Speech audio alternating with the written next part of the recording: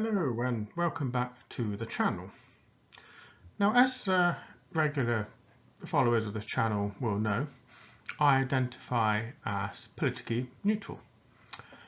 And I wanted to talk a bit about that in this video, but I will circle back to that later.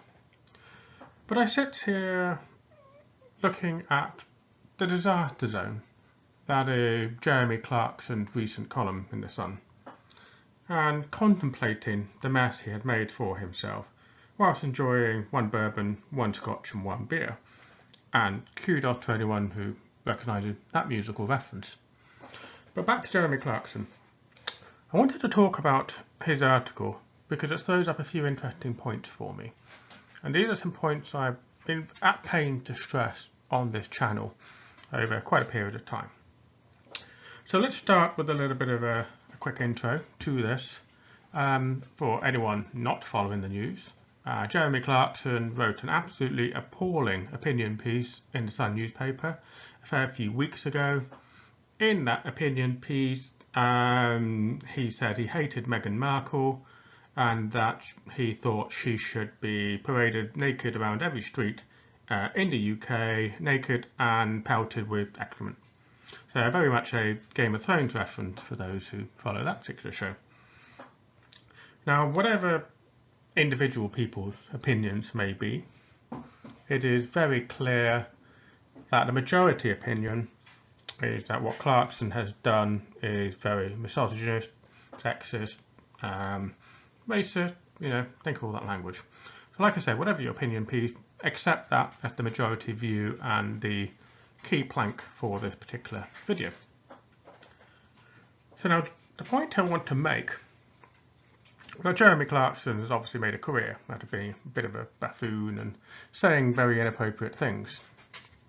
That is his style. He has very clearly gone too far on this particular occasion, and he will pay a penalty for that. It's already rumoured he's lost a contract with Amazon and ITV as a consequence of that. Although at the time of this video, I don't believe that he has lost a deal with the Sun newspaper. And so this is particularly the thing I want to focus on. You see, everyone at the moment is focusing on Jeremy Clarkson and saying what a racist, misogynist individual he is. And it may or may not be correct. But the point I want to make is that Jeremy Clarkson does not operate alone. He wrote that column, but then he submitted that column to the Sun newspaper team. And so before that article ever made it onto the print version of the paper, it would have gone to quite a large number of people. Editors, proofreaders, so on and so forth. So the point I want to make is that although Jeremy Clarkson is carrying the specific blame for that article, there are a whole bunch of other people who allowed it to happen. They believe that that article was accepted. And so while Jeremy Clarkson may be held to account by various other outlets for his actions, the question I ask is, had the Sun newspaper been held to account? So with that question there, let's circle back to Harry and Meghan. Now, I have been watching their TV show where they have told their own story. And again, people's opinions may differ. I personally found the show quite interesting. There was lots of interesting insights in there. It wasn't huge big reveals or anything, but there were some interesting bits. But one of the things that clearly stood out, as it's intended to, was the point that they wanted to make that Meghan Markle has been singled out by the British press, by the British media, for abuse. She has been specifically singled out, and basically they've declared open season on her. So what I would urge anyone listening, forget about your opinion of the couple, forget about whether you agree or disagree with what they've done, whether you think they're idiots, whether you think they could have handled things better, whether you think they're martyrs. That doesn't matter. The point I want to make is that they've made a clear allegation that Meghan Markle in the UK, at the hand of the British press, is subject to a horrific degree of racial abuse. She's a woman, and worse still, she's a woman of colour, and worse still, even to that, she's an American who happened to marry a British prince. Maybe I got that the wrong way around. Opinions may differ. But the point is that she's been given special nasty treatment.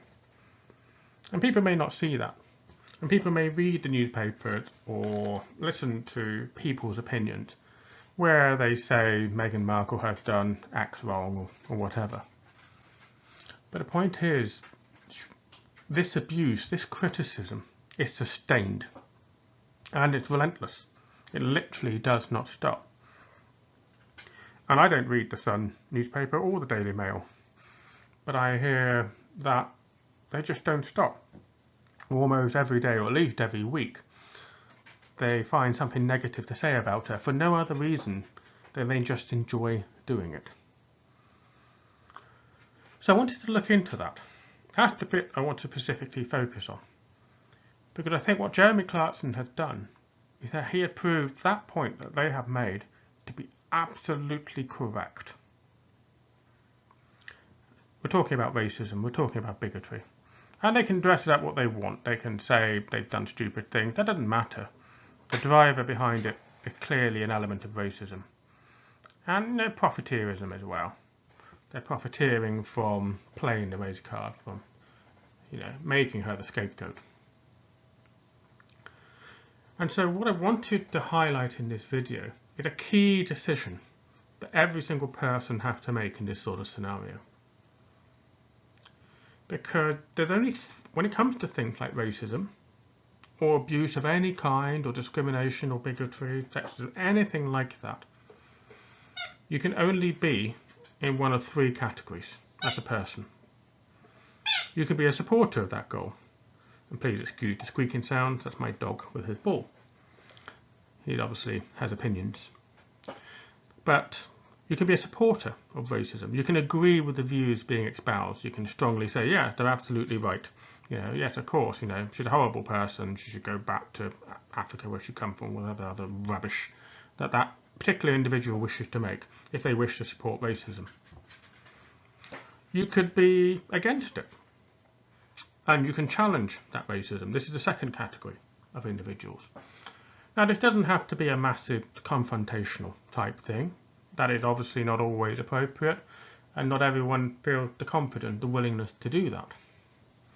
But even in a small way, you can challenge racism. You can agree not to buy the newspapers that print it. You could put in a formal complaint against the person who has been racist. You could go and reassure the victim of racism after the event to make sure they're okay and so on. There's a whole host of little things you can do that puts you in that second category, that individual who stands up against racism. And then there's a third category, and this is one I really want to get across to people. And the third category is an enabler. And to be an enabler, you don't need to do anything. You just need to stay silent. Because this is one of the things I've realised. Now, as I alluded to before, I identify as politically neutral. I deliberately try not to align my viewpoints with specific political parties. That is because I wish to retain a certain level of objectivity. I'm not perfect, nobody is, but I do my best. But what I have realised is that it is impossible to be politically neutral in certain occasions. Racism, bigotry and discrimination is a clear example of that. Because if I'm in the presence of someone that does carry out those actions, racist, discriminatory and otherwise, and if I do or say absolutely nothing at all, then I am complicit in it. I am an enabler. I empower that person, that abuser, to, to heap abuse upon the victim. And so this is the point I kind of want to get to people. There is no on the fence ground. You're one of those three categories. And every single individual has to make their own decision as to where they sit in those categories. And I think this is one of the things that, if we look at what the Jeremy Clarkson incident, well, it's very clear. The Sun newspapers are the supporter. He is the protagonist, he is the abuser. Lots of people have formally complained and challenged, including Jeremy Clarkson's daughter. But lots of people have stayed silent. Lots of people continue to buy the Sun newspaper. So do they realise that they have made an active decision to be an enabler of racial discrimination? I'm not sure they have. And I think that is one of the things that people need to think about, not only on this particular issue, but even when looking at any form of maltreatment of any minority group.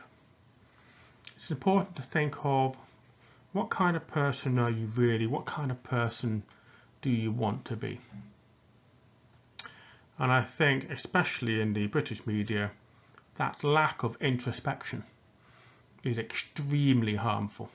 It's extremely damaging to British society, and it doesn't make the UK or any other place in the world where it happened a better place. So perhaps a bit more of a moral video than is normally the case for me. But I hope you found these musings helpful, and I hope that it resonates with you. I hope you understand where you fit into that category and that you're comfortable with the decision that you have made. So yeah, if you enjoy this sort of content, please do like, please do comment, and I look forward to seeing the comments below.